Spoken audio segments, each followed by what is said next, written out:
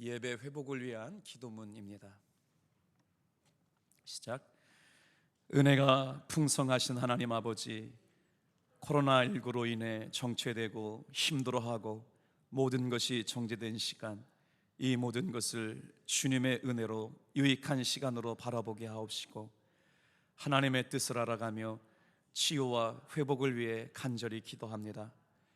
선한 목자 되신 주님, 코로나19로 인한 희생자와 그 가족들에게 성령의 위로가 임하고 환자들이 속히 나음을 입으며 4월 4일 부활절 아침에 온 교회가 함께 모여 예배할 수 있는 예배 회복의 날로 선포하오니 온 교회가 전심으로 연합하여 아름답게 예배할 수 있도록 은혜를 허락하여 주옵소서. 과도한 불안과 공포로 위축된 국내 경제와 세계 경제가 하루속히 회복되게 하옵시고 이 어려움을 극복하도록 도와주시옵소서. 한국 교회가 지역사회 속에서 치유와 화해자로서의 역할을 감당하게 하여 주시옵소서. 예수님의 이름으로 기도합니다. 아멘. 오늘 하나님의 말씀은 빌립보서 1장 29절 말씀입니다. 제가 읽어드릴게요. 같이 읽을까요? 시작. 그리스도를 위하여 너희에게 은혜를 주신 것은 다만 그를 믿을 뿐 아니라 또한 그를 위하여 고난도 받게 하려 하심이라. 산성교회를 섬기시는 우리 장병철 목사님 오셔서 오늘 귀한 말씀 전해주실 때 여러분 은쟁반 위에 금사와 같은 시기적절한 말씀으로 우리에게 은혜 주실 때 큰 은혜 받으시길 주님의 이름으로 축복합니다. 하나님께 영광의 박수로 하나님 목사.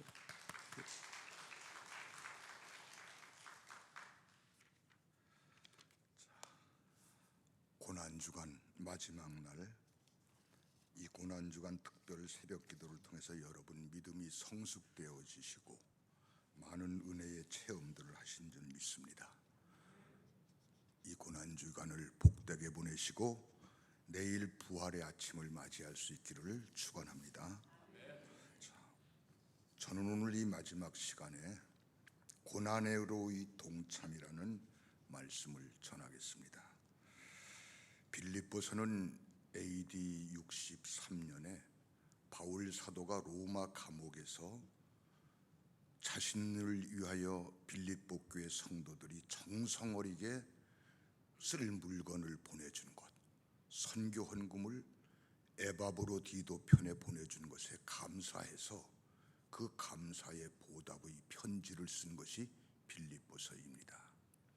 그는 이 빌립보서에 로마 옥중에 있으면서 그리스도의 고난과 죽음 그리고 무엇보다 부활에 자신도 동참할 수 있기를 기대하고 그 부활에 이르기 위하여 속히 이 육신의 장막을 벗어나 빨리 우리말로 말하면 죽고 싶다고 하는 표현까지 씁니다.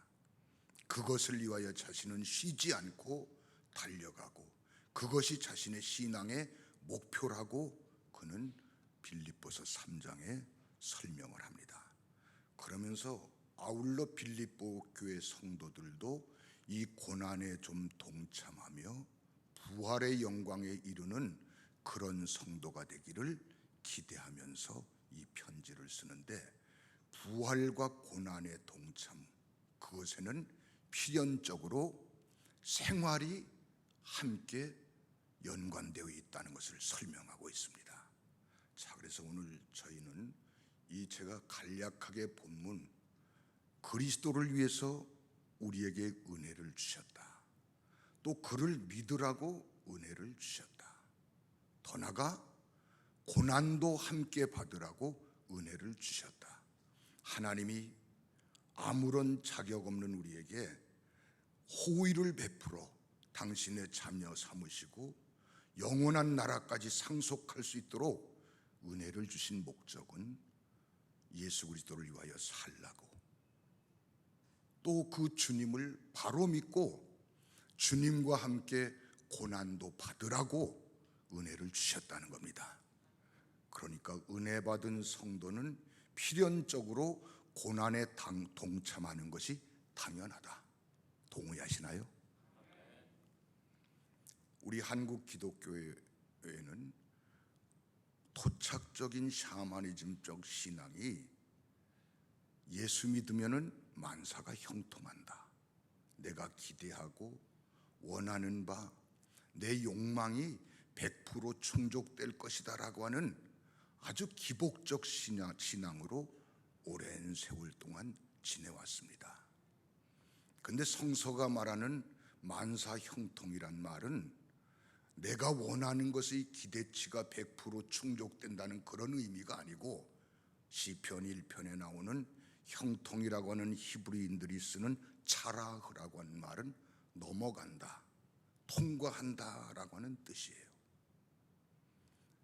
복 있는 사람은 그의 삶의 여정이 악인의 꾀도 쫓지 않고 죄인의 길에 서지도 않고 오만한 자의 자리에도 앉지 않는 삶의 태도를 가지고 살아가는데, 이런 삶을 살려고 하다 보면은 때로 한여름 가뭄이 오듯이 인생의 곤고함이, 고난이 올 수도 있다는 거예요. 그런데 그 고난의 과정에서 내가 살아가는 하나님의 백성, 복된 사람의 삶의 태도가 무너져 내리지 않는다는 겁니다. 그런 고난 앞에 주저앉거나 포기하거나 좌절하지 않는다는 거예요. 그것을 통과하고 넘어간다는 겁니다. 이것이 형통이라고 하는 개념이에요. 고난은 그러므로 하나님께 가까이 가는 하나의 수단이요, 하나님의 은혜를 체험하는 통로요, 나의 신앙이, 인격이 성숙되어가는 하나의 과정이 되는 것입니다. 그래서 다윗은 내가 고난받는 것이 유익했다, 이로 말미암아 나는 주의 율례를 배우게 되었다. 내가 고난받기 전에는 그릇된 길을 갔었는데 이로 인하여 고난을 받음으로 나는 주의 율례를 지키게 되었나이다. 시편 119편의 고백들입니다. 고난은 하나님의 말씀을 깨닫는 하나의 통로가 되고, 그 하나님의 말씀을 내가 지켜 행할 수 있는, 나의 삶이 하나님의 말씀을 행동으로 옮길 수 있는 접목 과정이 된다는 거예요. 그러므로 고난은 유익한 것이죠. 예수 믿으면 무병장수하고 환난도 없고 우환도 없고 질고도 없고 걱정 근심도 없다라고 하는 게 아니라, 이런 일들을 예수 믿는 사람도 경험할 수 있는데 그런 과정에 주저앉지 않는 겁니다. 무너지지 않는 거예요. 그것을 극복하고 그것을 우리는 직면하며 도전하고 이겨나가는 거예요. 이게 형통이라고 하는 것입니다. 여러분의 인생의 날에도 어떤 고난이 있어도 통과할 수 있는 여러분 되시기를 주의 이름으로 축원합니다. 자, 오늘은 저는 이 고난의 동참은 도대체 무엇을 의미할까? 우리가 고난 주간에 이런저런 행사들을 많이 하지 않습니까? 뭐 금식도 해보고 뭐 이런저런 여러 가지 일들을 하는데, 성서가 말하는, 특히 바울 서신에서 말하는 고난은 저는 크게 세 가지로 정리를 해봤어요. 가장 먼저 예수님의 고난을 한번 생각해 보면, 그의 고난은 단순히 육체가 십자가에 죽는 것이 그 고난이 아니고, 그 고난을 주님이 자청하시고 감수하신 이유는 이것이 하나님의 뜻이라는 것이었어요. 우리 잘 아는 엊그저께 목요일은 주님이 겟세마네 동산에 오르시고 그곳에서 세 번 동일한 기도를 번복하시죠. 아버지, 할만하시거든 이 잔을 내게서 옮기시옵소서. 그러나 나의 원대로 마옵시고 아버지 뜻대로 하시옵소서. 십자가의 부끄러운 사형 집행에 처형당하는 그 일은 나 인간이 원하는 바는 아니지만 하나님이 뜻하신 하나님의 계획, 인류를 구원하시고자 하는 하나님의 계획 속에 이 일이 포함된 것이라면 나는 기꺼이 그 뜻에 순종하겠다는 거예요. 고난에 동참한다는 것은 나를 향하신 하나님의 뜻에 내가 동의하고 그 하나님의 뜻에 순종하고자 하는 자세를 취하는 게 고난에 동참하는 것입니다. 하나님은 우리를 부르실 때 이유 없이 목적 없이 부르시질 않았어요. 각자 개인 하나에게 그에 맞는 재능에 따라, 달란트에 따라 하나님은 우리를 통하여 당신의 계획을 이루시려고 부르신 것입니다. 나를 향한 하나님의 계획이 무엇인가를 발견하고 그 일에 나를 헌신하며 그 일에 순종하고자 하는 삶을 살아가는 게 고난에 동참하는 거예요. 우리 한국교회 교인들은 기도하는 모습을 분석을 해보면 모든 게 내가 목적이고 하나님은 내 목적을 이루어주는 수단으로 여기는 기도가 대부분들이에요. 아버지 뭐 해주세요, 뭐 해주세요, 이렇게 되기를 원합니다. 믿습니다. 자, 성숙된 그리스도인은 내가 목적이 아니라 하나님이 목적이 되어야 됩니다. 나는 그 하나님의 목적을 이루는 일에 쓰여지는 도구, 수단이 되어져야 되는 거예요. 그래서 이 고난에 동참한다는 것은 하나님의 뜻, 하나님의 목적, 계획에 내가 동의를 표하고 나를 거기에 복종시키는 삶을 사는 것, 이것이 고난에 동참하는 것입니다. 우리 탑동교회 성도 여러분, 이 고난에 동참하시려는가요? 이 고난에 동참하고자 하시는 분 오른손 한번 들어 할렐루야 합시다. 여러분의 목적은 이제부터 하나님이십니다. 하나님의 계획 속에 나를 던지는 거예요. 나를 복종시키는 거예요. 이것이 고난에 동참하는 것입니다. 자, 두 번째, 고난에 동참하는 것은 바울 사도는 오늘 빌립보서 1장 29절 앞절 읽어드린 말씀 전해 보면은 이 고난에 동참이라고 하는 과제를 놓고 바울은 너희는 복음에 합당한 생활을 하라. 자, 거기 생활하라라고 하는 원문은 소위 우리의 삶이 함께라고 하는 전치사와 또 경주한다라고 하는 동사가 합쳐진 협력적인 삶을 의미하는 거예요. 특히 이 생활한다는 말은 로마의 당시 시민권과 연관되어 있는 말로 공적 시민이 되어라 라고 하는 그런 뜻입니다. 빌립보의 많은 사람들은 당시 로마 제국의 일원이 되는 것을 선망했어요. 그래서 로마 제국으로부터 시민권 발급받기를 아주 강력하게 갈망을 했습니다. 아울러 로마 제국은 당대 그 제국의 영역 확대를 위해서 시민권 발급이 관대했습니다. 그러면서 시민권 발급은 관대하면서 아울러 그 시민권을 가진 자에게 요구하는 의무가 아주 엄중한 의무를 요구했어요. 병역의 의무와 납세, 세금을 내는 의무였습니다. 이 빌립보 사람들은 이렇게 해서라도 로마 시민권을 얻으면은 자기들이 감당해야 될 병역과 납세의 의무를 이행하는 것을 아주 자원했고 자랑스럽게 여겼고 그것을 즐겁게 여겼어요.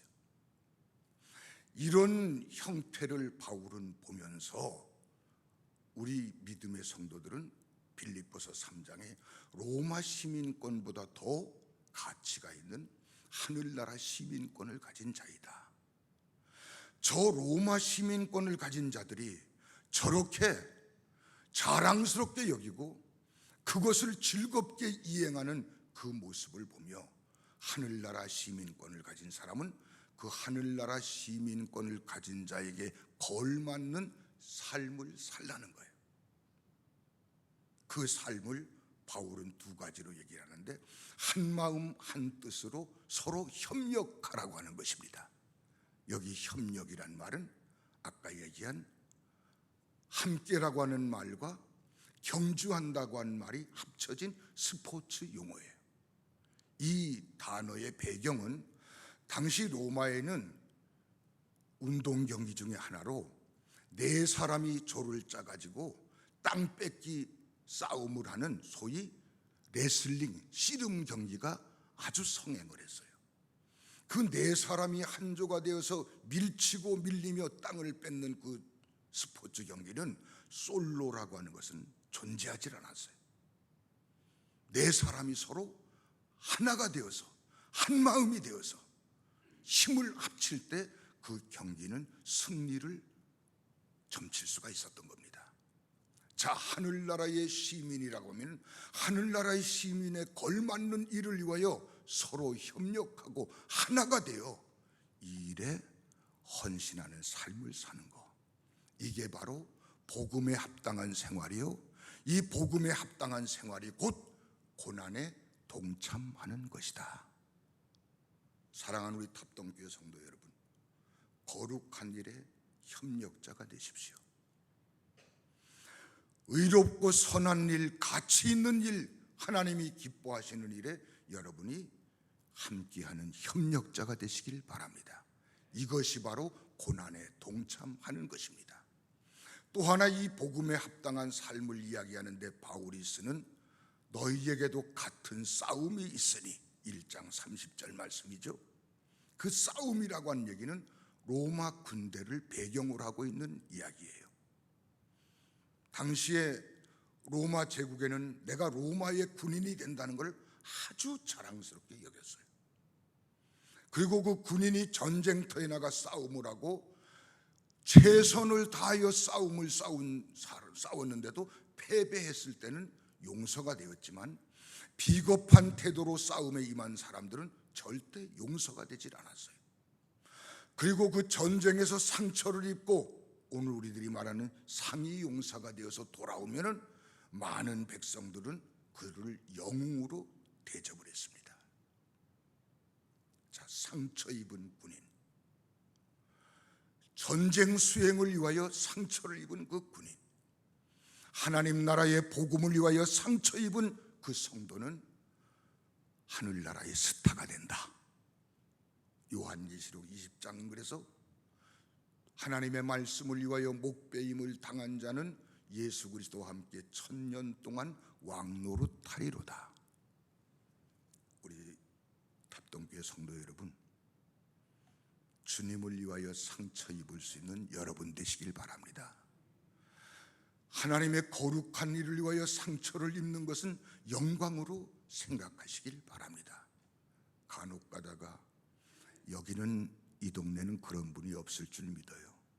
저희 동네 할머니 가운데 지난 2주 전에 어떤 할머니가 목사님 나 교회 안 나올래요. 그래서 왜요? 그랬더니 기분 나빠서요 그러는 거예요. 왜 기분이 나빴어요? 그랬더니 아무개 누구가 이렇게 하잖아요. 나 기분 나빠서 안 나갈래요. 자, 여러분, 내가 주님을 위하여 일하다가 기분 상할 때 있죠. 모두가 내가 하는 일에 박수 보내주고 환영해주고 치하해주는 게 아니에요. 더 나아가 선하고 의로운 일을 하면 다른 사람들은 나를 고운 시선으로 보지를 않는 게 우리들의 현실입니다. 그래서 예수님은 복 있는 사람은 의로운 일을 위하여 핍박을 받으면 천국이 저희 것이다. 복 있는 사람이라는 거예요. 그런 사람은 바로 하늘의 상도 크다고 얘기를 했어요. 주를 위하여 거룩한 영적 싸움을 위하여 이 복음을 위하여 상처 입는 것 영광스럽게 생각하며, 여러분, 로마의 군인들처럼 나는 이 복음의 진리를 위하여 싸움을 싸우는데 어떤 상처라도 감수하며 싸우겠다고 하는 그런 태도로 살아가는 삶, 이것이 고난에 동참하는 것입니다. 동참하실 수 있길 바랍니다. 자, 마지막으로 이 고난에 동참하는 것은 이타적인 사고방식과 삶의 태도로 살아가는 것입니다. 빌립보서 3장을 가면, 빌립보서 2장을 가면 19절 이하에 바울 사도가 빌립보 교회의 성도들에게 두 인물을 소개하는데 디모데와 에바브로디도라고 하는 사람을 소개를 합니다.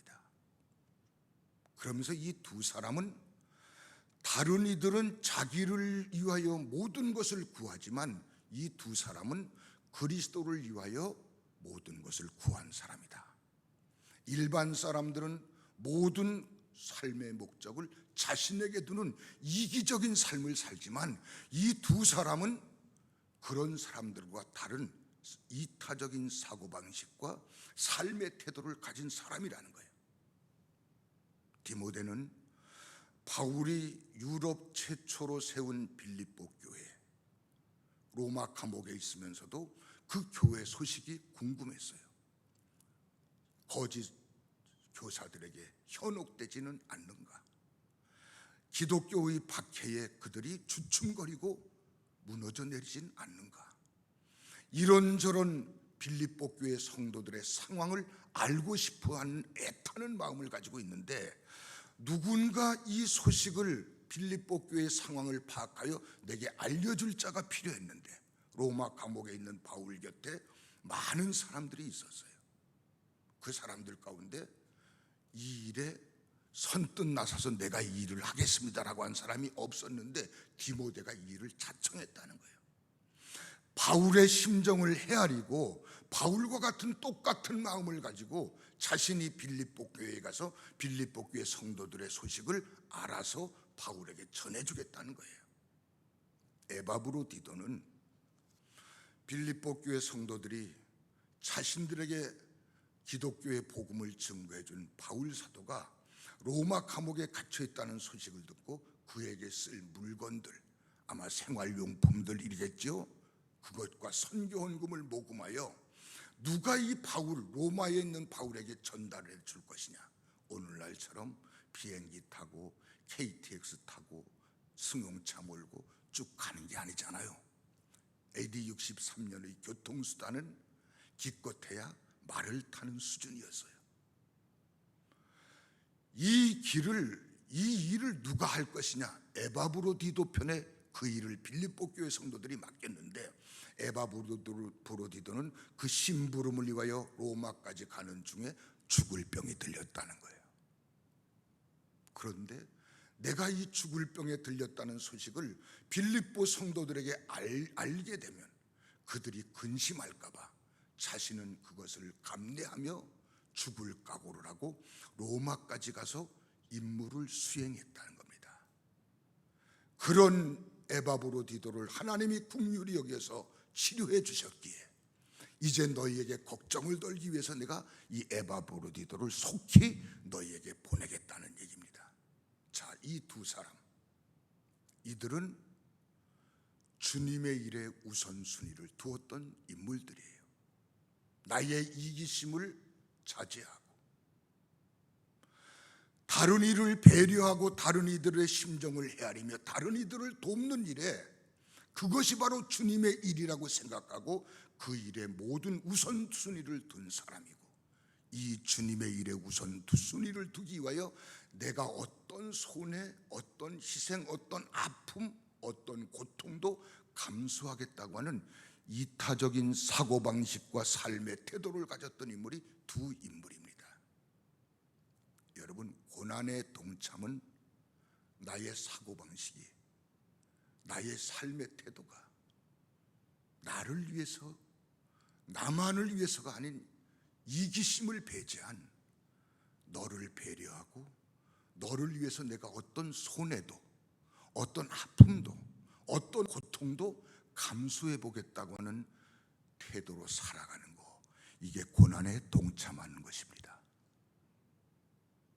이 고난주간 마지막 날에 여러분의 믿음의 질이 성숙되어서 이런 고난에 동참하는 일에 동의하시고 이 일에 여러분 즐거움으로 참여하실 수 있기를 주님의 이름으로 축원을 드립니다. 결론은, 자, 히브리서 12장 1절을 보면 우리의 신앙생활은 경주를 하는 것이다.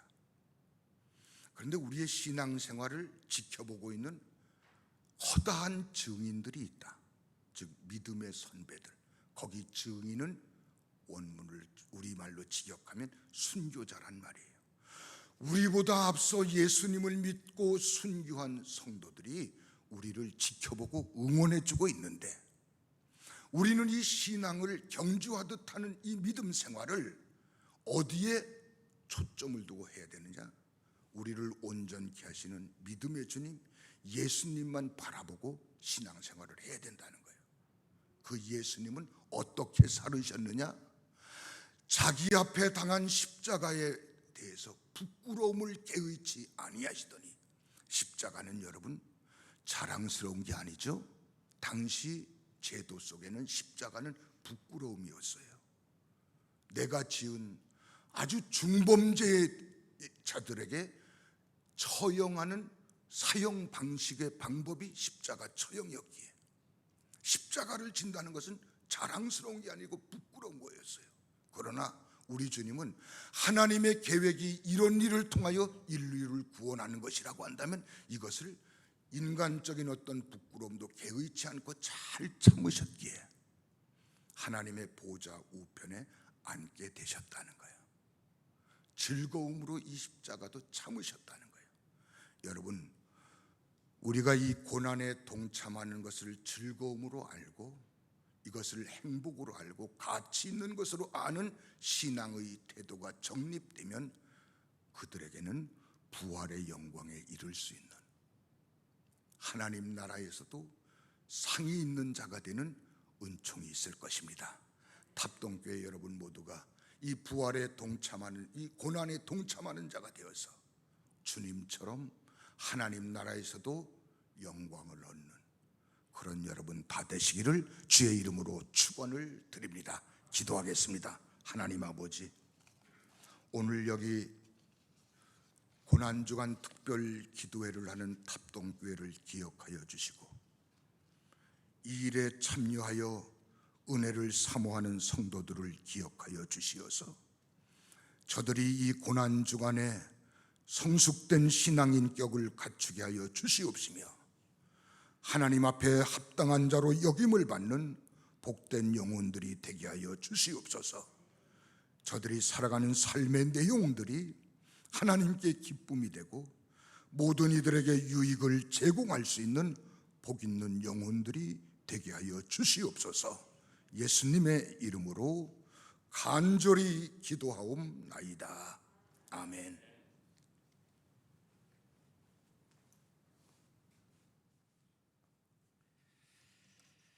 귀한 은혜의 시간 되신 줄로 믿습니다. 우리 같이 결단 찬양하고 뜨겁게 기도하는 시간 갖도록 하겠습니다. 원하고 바라고 기도합니다.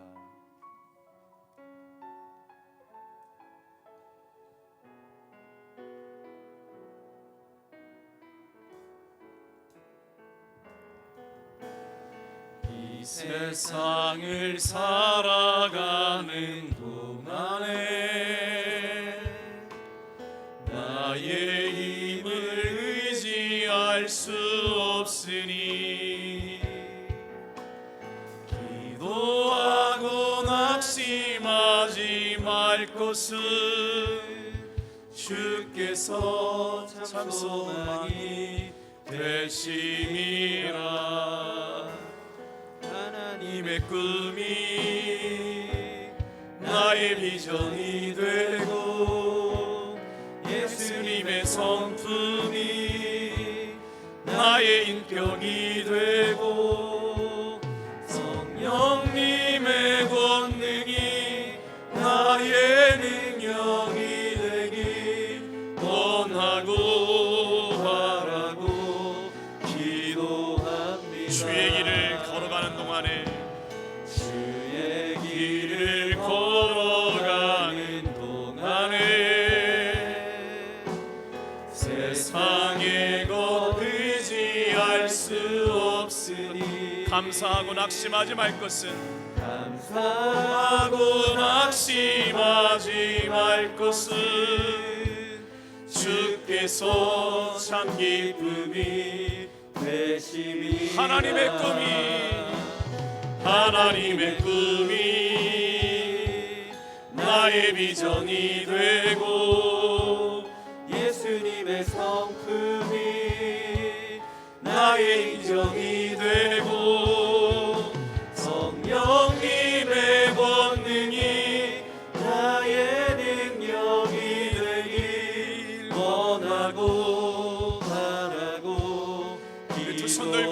하나님의 꿈이 나의 비전이 되고 예수님의 성품이 나의 인격이 되고 성령님의 권능이 나의 능력이 되길 원하고 바라고 기도합니다. 사랑하는 성도 여러분, 허립산 기도회가 원래는 오늘이 마치는 날인데요, 내일은 거룩한 부활주일입니다.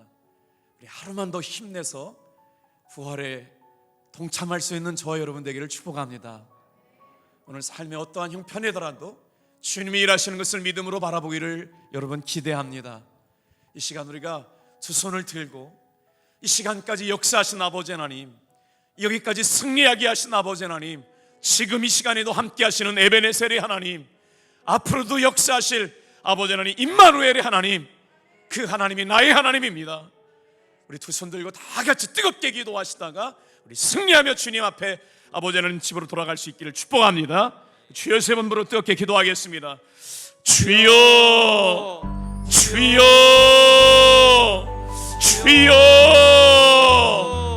하나님 아버지 감사합니다. 참으로 어려운 여러 가지 삶의 형편 가운데도 기도하게 하셨고, 삶의 아버지한 부족함 가운데도 하나님께서 승리하게 하셔서 하나님, 살아도 주를 위하여 살고 죽어도 주를 위하여 사는 인생이 되게 하셔서 오늘도 아버지 하나님, 나의 사는 것은 다 주님의 것입니다. 아버지 하나님, 나의 마지막 죽는 순간도 주님의 것입니다. 오늘 거룩한 고난에 동참하는 삶으로 아버지 우리를 부르셔서 하나님의 복음을 위하여, 하나님의 나라를 위하여 기꺼이 아버지 하나님 고난에도 동참할 수 있는 그리스도의 남은 고난을 이루어가는 신실하고 진실한 믿음의 사람들 되게 도와주옵소서. 예수님의 인격이 나의 인격이 되고 우리의 삶에 그리스도의 향기가 되고 편지가 되는 놀라운 은혜가 있어서 성령 하나님께서 도우시고 강하게 역사하시고 뜨겁게 역사하여 주시는 아버지 하나님, 놀라운 은혜로 이 한 시간도 역사해 주심을 감사합니다. 주님, 예수님을 바라보지 못하고 살았어. 아버지 하나님, 예수님과 동행하지 살지 못하여 하나님 혼자 있는 것 같은 연약함을 느끼며 부끄러움을 느끼며 살았던 지난 날의 모든 연약함을 주님의 손에 올려드립니다. 주님, 오늘 이 한 시간에도 하나님께서 아버지 하나님 삶의 약함 가운데 있는 모든 성들을 안수하시고 치료하시고 회복시켜 주셔서 놀랍게 역사하시고 담대하게 아버지 하나님 고치심을 받는 귀한 시간들 낼 수 있도록 은혜 허락하여 주시옵소서. 오 하나님, 이 새벽에 아버지 하나님 우리가 전심으로 하나님 앞에 기도합니다. 성령의 충만한 은혜로 함께해 주시기 원합니다. 성령 하나님, 오늘 이 시간에도 우리 한 사람 한 사람 머리 위에 안수하여 주시고 깊이 만나 주시고 뜨겁게 안수하여 주시고 성령님의 충만한 은혜로 아버지 하나님 이 시간 아버지 함께 깨워주심을 감사합니다. 이 세상을 살아가는 동안 아버지 하나님 수없이 많은 일들 가운데 나의 힘을 의지하려고 했던 녀석을 어리석음을 용서하여 주시옵소서. 주의 길을 가는 동안에 주님이 손잡아 주시지 않으면 아무것도 할 수 없었던 때에 주의 은혜로 살았습니다. 주의 은혜로 살았습니다. 주의 은혜로 살았습니다 고백하는 날들도 오늘 이 새벽에도 하나님 고통의 순간에 절망의 순간에 넘어짐의 순간에 주의 은혜로 살았습니다. 세상의 것 의지하지 아니하고 세상의 것 의지하지 아니하고 아버지 하나님 이 시간에 기도의 자리로 불러주셨사오니 기도하면 삽니다. 기도하면 삽니다. 예수님 안에 있으면 아버지 하나님 예수님 안에 있으면 이길 수 있사오니 오늘 이 시간 끊임없이 주님과의 사귐이 우리의 삶의 고백대로 드러나게 하시니 주님